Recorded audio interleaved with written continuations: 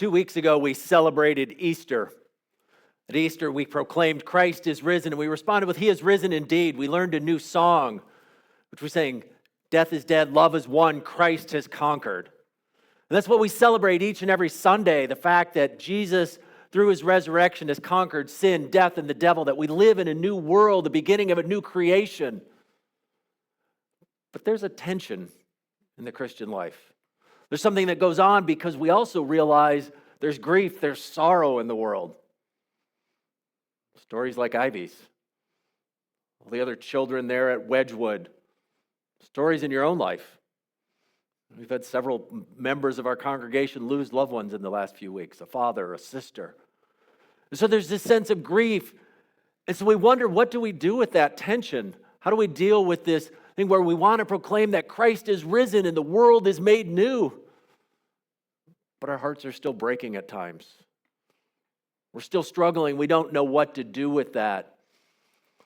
And so today we're going to be looking at the Book of Lamentations. It's this tiny little book in the Old Testament, sandwiched between two of the prophets, and not a book that many of us turn to frequently for reading. There's some disturbing parts in it there, and a little bit that you heard reading, and these things about, my skin and my flesh grow old, and women eating their children, and it's a terrifying, horrifying book in parts of it. But it also helps us understand, how do we respond in times of challenge? What do we do with this? And so we're in the midst of this series called Immersed Poets, looking at some of the Old Testament poetical books. The Psalms and Lamentations falls in that. So a little bit about the Book of Lamentations and what it's all about. So Lamentations, we traditionally held to be written by the prophet Jeremiah, and it was written during this time of destruction. So Jeremiah lived in the city of Jerusalem. Jerusalem was the center of Jewish life. It was the place of the temple. It was the place of commerce. It represented who the people were. And around 586 BC, 586 years before Jesus, the Babylonian Empire came and they conquered Jerusalem, and they took the people off into captivity. Now, there were people who remained behind, but they were in desperate straits. Their leaders, the wealthy, the ones who led the things, had all been taken away, and there was a foreign government occupying, and there was times of famine and distress, and they were feeling these feelings, and Jeremiah is writing about these, and you can hear it in the language of Lamentations. We can see the word lament, Lamentations, this word of lament, it involves expressions of deep anguish and sorrow. Lamentations certainly isn't the only one like this. If you read the book of Psalms, you'll find dozens and dozens of what we would call lament psalms, people crying out, using language like their feet being dragged down, being down in the depths, being underwater, enemies all around them. Poetical language that we can sympathize with. We can understand that feeling of, if you've ever been in a moment of grief, a moment of desperation, a moment of anguish, where it feels like there's invisible forces dragging you down and you can't take a breath. Now, the Book of Lamentations is structured into, we have what we call 5 chapters in it. The chapters weren't originally there, but there was a structure to it where the opening parts of it used what's called an acrostic, where each of the verses or each of the lines began with a letter of the Hebrew alphabet, kind of in an order. So like the first one would begin with Aleph and then Beit, and so like ABC in our language. And so there was this structure of like this feeling of, I have this anguish, I have this sorrow, I have what's going down deep inside of me, and I need to put some structure to it. I need to wrap something around it to help me even express it. But as the poem goes on, that acrostic fades away. The feeling of when grief sometimes just overwhelms you and you don't even know, and it just kind of pours out. And so while we may not be able to identify specifically with what it's like to have a foreign government come and haul our friends and relatives off into captivity and be lost behind, we can understand the feelings. So like in 2:11 where it says, I have cried until the tears no longer come. My heart is broken. My spirit is poured out in agony as you see the desperate plight of my people. Little children and tiny babies are fainting and dying in the streets. We may not know that, but we know that feeling of, I have cried until the tears no longer come. My heart is broken. But in the middle of the poem, there is a bit of a turn. Some of the most famous poetry, and we sang at the opening of the service that song, Great is Thy Faithfulness, which is drawn from the Book of Lamentations. So the line where it says, I will never forget this awful time as I grieve over my loss. Yet I will dare to hope when I remember this. The faithful love of the Lord never ends. His mercies never cease. Great is his faithfulness. His mercies begin afresh each morning. So right in the midst of all this anguish, this sorrow, comes that line. But then you think, oh, it's great now, all is good. And then it turns back into the grief and sorrow. And even the end of the book, the very final lines, restore us, O Lord, and bring us back to you again. Give us back the joys we once had. This is the last line of the book. Or have you utterly rejected us? Are you angry with us still? Where even though there's this turn to hope in the middle, a reminder of God's mercies and his faithfulness, his grace, it ends on this note of, are you still angry, God? Is this sorrow going to continue? And so what I want to do this morning is think about this idea of lament and how this fits into our life as Christians. Now, lament is a crying out in grief and anguish, but it's crying out to God. Now, there's a specific situation here, but one of the issues is we think about, what do we do with lament? How do we handle that? Because the temptation might be to kind of write it off. And the reality is, as a church, and I'm broadly speaking, the church, particularly in the United States, often doesn't deal with lament well. We're uncomfortable with it, I think. We're uncomfortable sometimes with those expressions of feelings.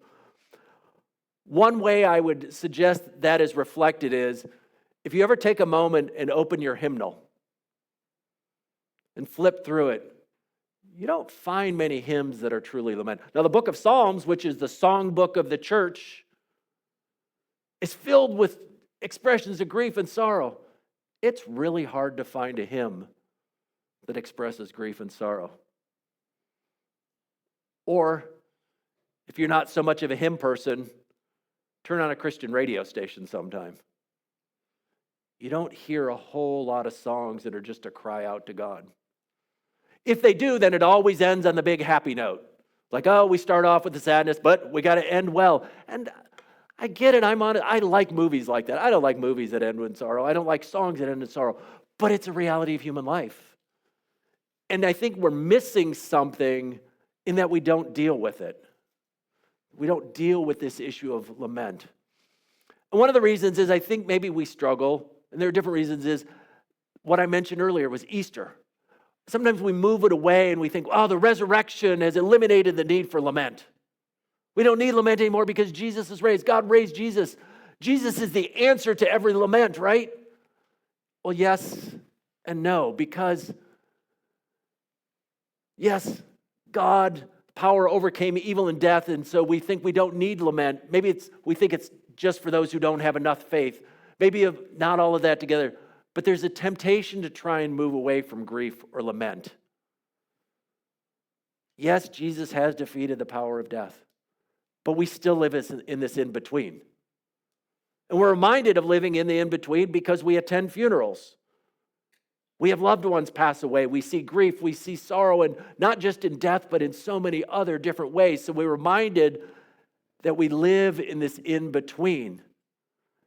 Our temptation is to rush ahead and to say, but the resurrection's coming, but God will wipe away every tear.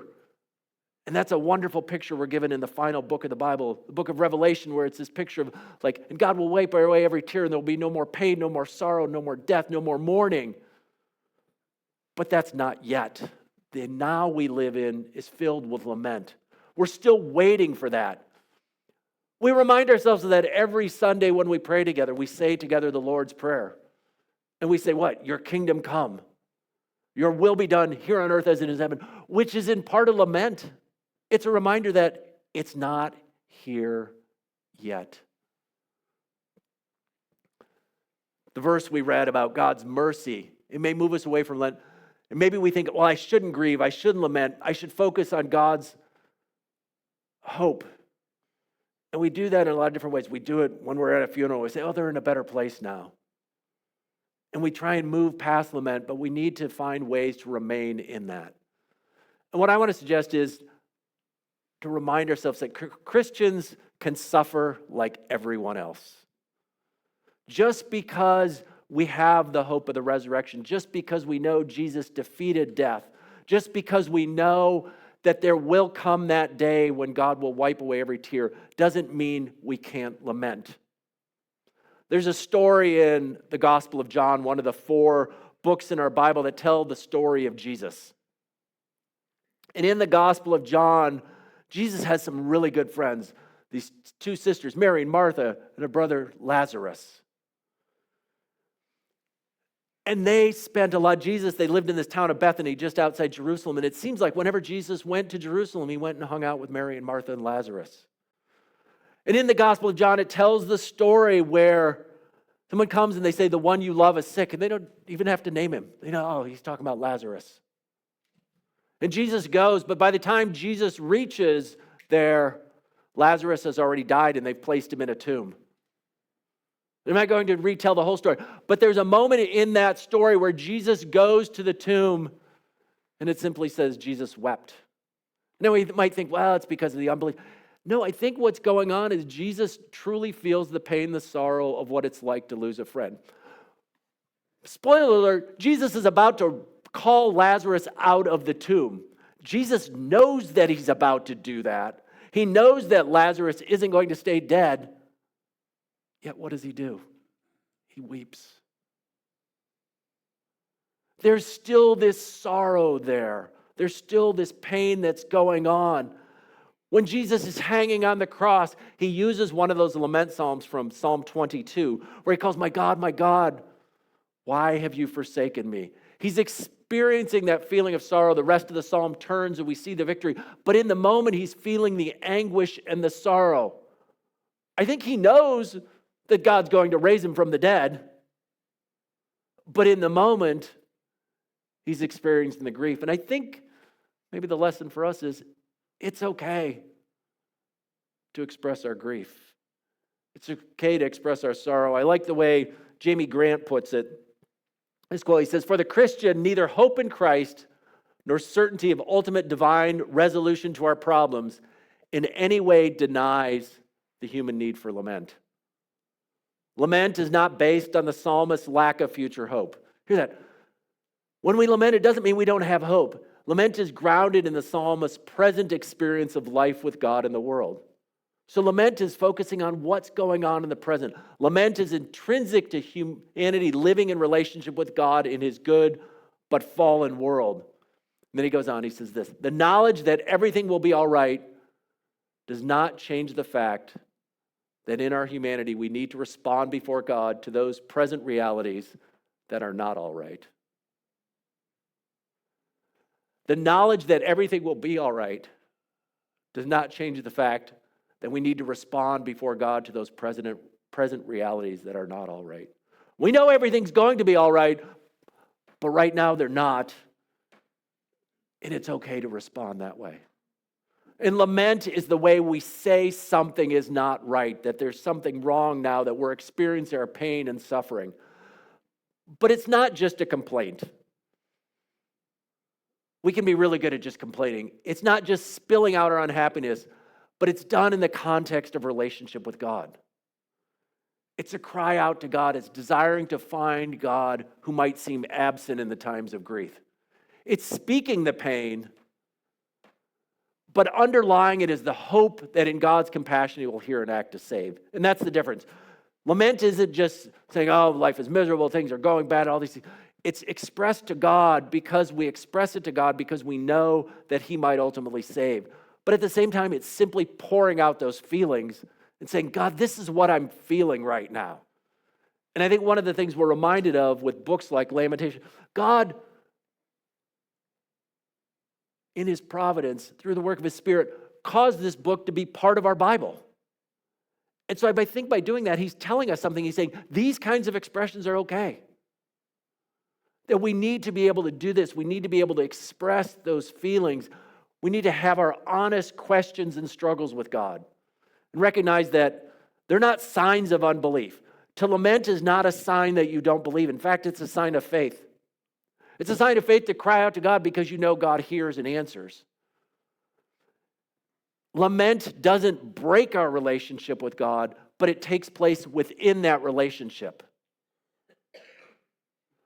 When we ask, why are things so wrong, we're affirming that God's plan is a world in which there are no more wrongs and tears.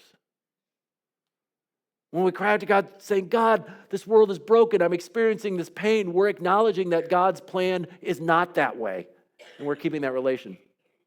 When we wonder, how long, oh God? It's affirming that we're waiting, and all things will be righted. In lament, we cry out in the midst of our faith and struggle in some ways as we deal with the suffering. So I want to mention just some thoughts on what does it look like to lament? I mean, you might write a poem, but there are some other things we do. One of the things we can do to lament is simply be in silence. Lamentations 2:10 talks about the people sitting in silence. And sometimes lament is simply that. It's just to be silent. Lamentations or lament can also be weeping. The first verses of Lamentations 1:2. She sobs through the night, tears stream down her cheeks. It's a picture of the city, but it's saying weeping is a part of lament. There's this temptation of saying, oh, you don't need to cry. No, it's saying it's okay to weep. What we need to do is articulate the suffering, to name the pain, to not deny it or compare it or trivialize it. And there can be that temptation in our world to kind of compare and trivialize. And one of the ways that's done, and Diane Langberg, who's written a lot on grief and suffering and stuff, says this. She says, it is never helpful to remind one grieving of what they have not lost or of the fact that it could have been worse. And we do that to ourselves sometimes too, don't we? Where we experience a loss and we say, oh, but I'm not as bad off as that person. And what Langberg goes on to say is, she says this, we do not grieve what we have, but what we do not have. We compare our loss to the good we had, not to the bad that never happened.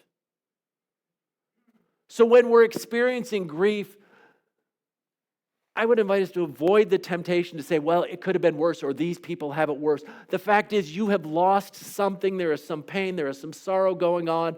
And so express that. The empty space is that. It's empty. And so we compare our loss to the good we had, not to the bad that never happened. We say, oh, it could have been worse. Yeah, it could have been worse, but the reality is it's still bad. And it's okay to acknowledge that. And in lament, we also need community. And that's in part the value of the church. We need comforters. And Lamentations talks about the struggles of not having them. There's a part where Jeremiah talks about but I have no one to talk to. And so in lament, we need our comforters. And so this is what it says in Lamentation 1:21. He says, others heard my groans, but no one turned to comfort me. What's it like when you're lamenting, when you're grieving, and no one is there? And so the idea of lament is we need community. When my enemies heard about my troubles, they were happy to see what you had done. Oh, bring the day you promised when they will suffer as I have suffered. But that first line, others heard my groan, but no one turned to comfort me, which is why Paul says in the book of the Romans, be happy with those who are happy and weep with those who weep. To be comforters to one another, we need community. And this is related to lament, but I think it's important to say is, there are things that are, when you are the comforter, when someone is going through lament, there is a temptation sometimes to rush past it, to put it down, to find different ways to say. And so there are things that are I'm going to highlight some things that are not helpful to say. When I was at our pastor's midwinter conference back in January in Chicago, a woman named Lisa Orris presented. She has a ministry she does for people experiencing grief. And she had lost her son tragically.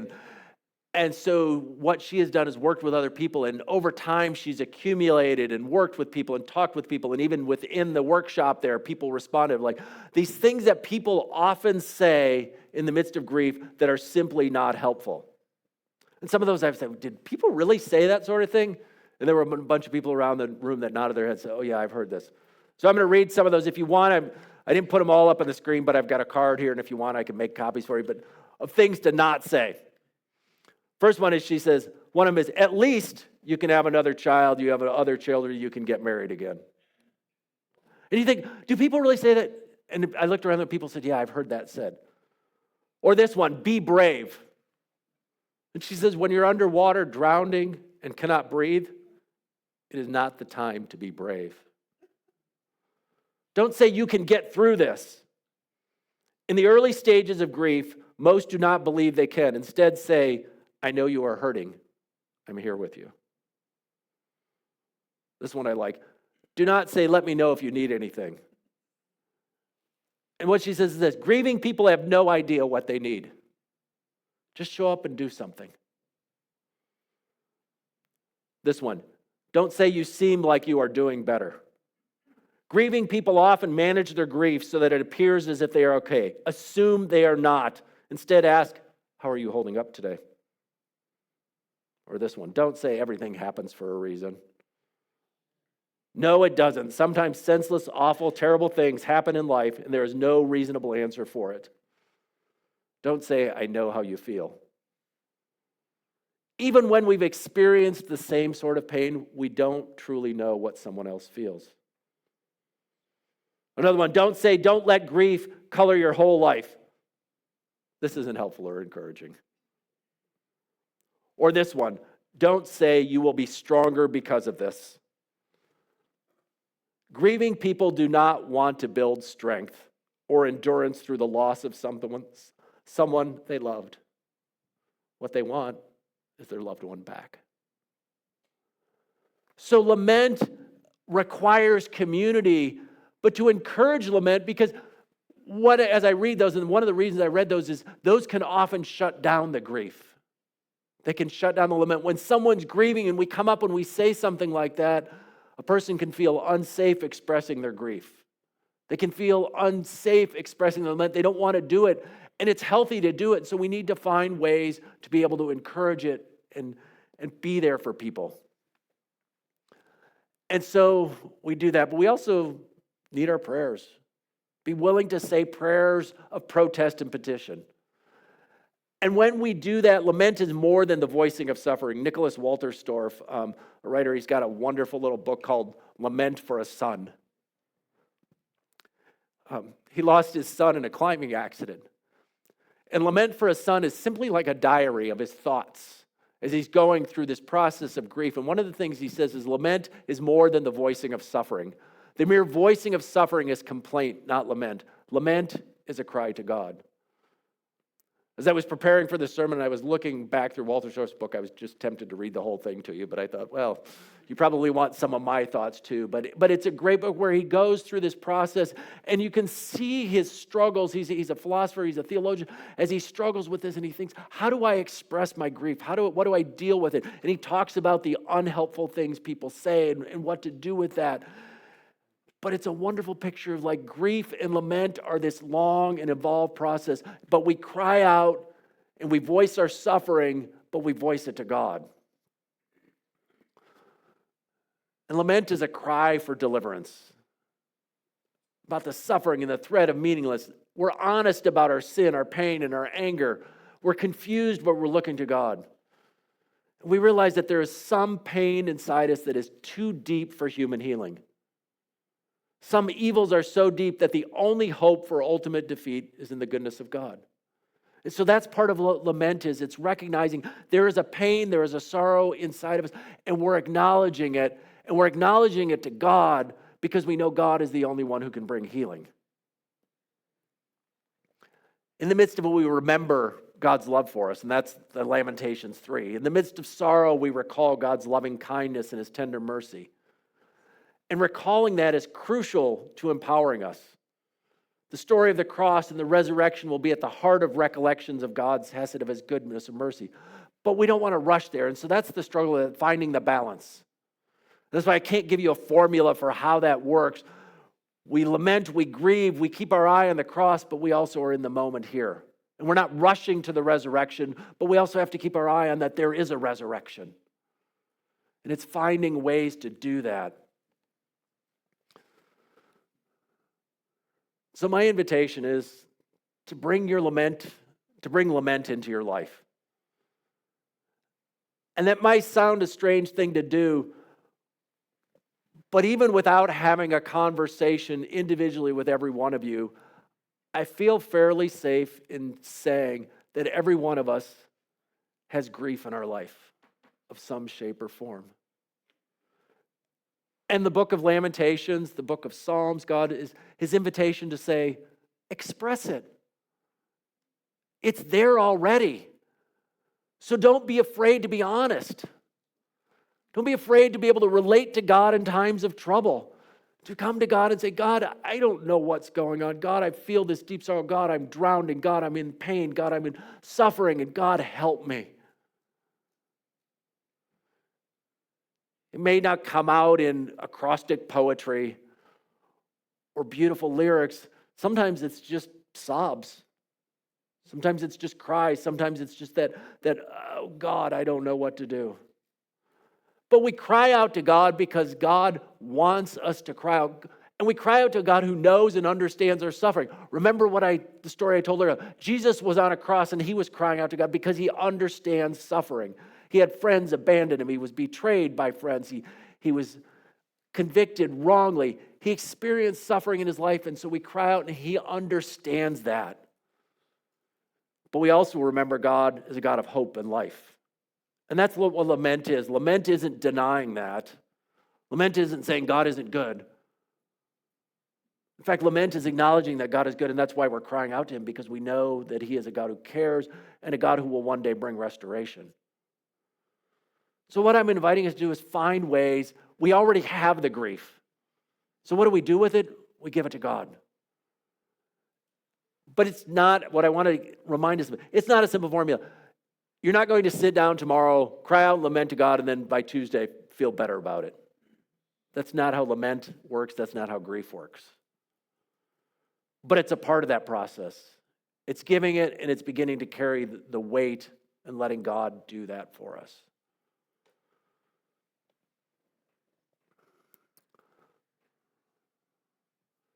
We've all experienced grief. We will all experience more grief and sorrow in this world. And so God's invitation to us is to cry out, to bring that to him. To pour out our feelings, to be honest with the pain, the sorrow that's going on, to not deny it, but to give it to him. God's invitation is for us is to be a community that grieves with those who grieve. To be a place where we can honestly say to one another, we're grieving, and know that the person that we talk to will listen, will offer a hug. And that may be the one other thing when I talked about avoiding the statements. One of the simplest ways to avoid all these bad statements, don't say anything. Because sometimes in the midst of grief, we just need to be there. And that's uncomfortable. It's uncomfortable because we want to say something. We want to remind people. We want to give them hope. But sometimes all we simply need to do is to be there. And so my prayer is that we become a community where grief and lament are a normal part of what we do. Where we can express it, we can say it, and it's a part of our rhythm as individuals and as a community. Where we cry out to God. But we also are a community that hangs on to hope. We are the community that reminds ourselves in the midst of that. Where we say, I will never forget this awful time as I grieve over my loss. Yet I still dare to hope when I remember this. So we be a community that dares to hope. The faithful love of the Lord never ends. His mercies never cease. Great is his faithfulness. His mercies begin afresh each morning. I say to myself, the Lord is my inheritance. Therefore, I will hope in him.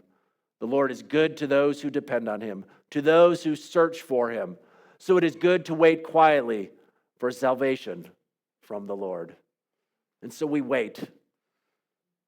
We wait for God, knowing that his salvation has come in Jesus, that his mercies are new every morning. And so we come to him who is our hope and our only hope. Amen.